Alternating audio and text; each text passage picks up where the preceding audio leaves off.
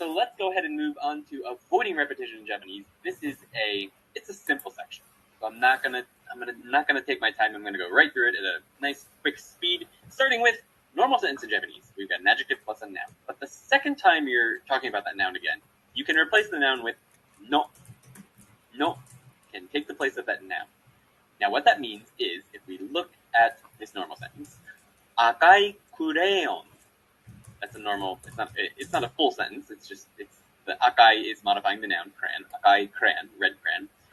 This has the same meaning, akai no, but only obviously if it comes after we've already talked about crayons.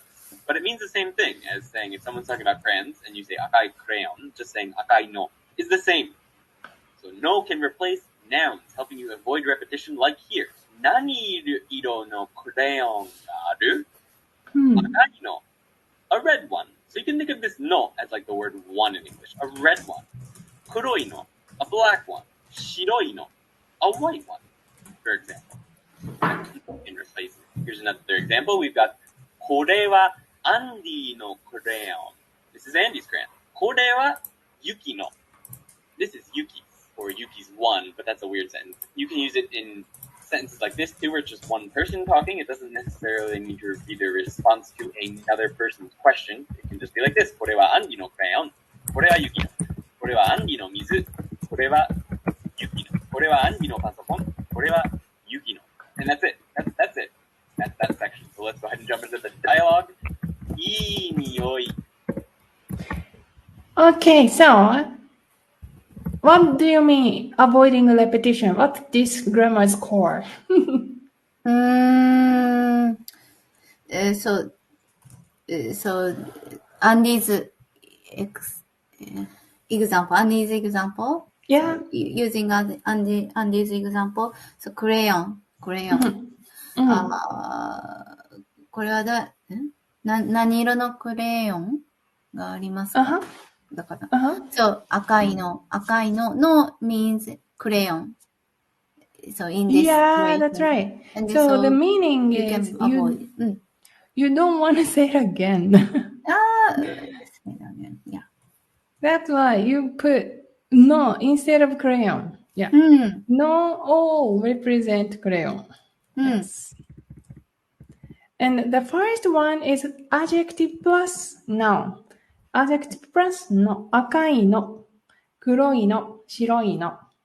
But it's not only adjectives, but also like nouns, somebody's. Andy no crayon becomes Andy no. So if you say, yes, これは誰のコップ? Then most of the case, people do not say cup again because they know they don't have to. So, if it's Yukiko's, Yukiko no. Yukiko no. はい、そうですね。Yukiko no. Is there something you would like to add here?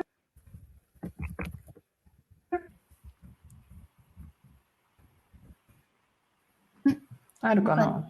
ないかな？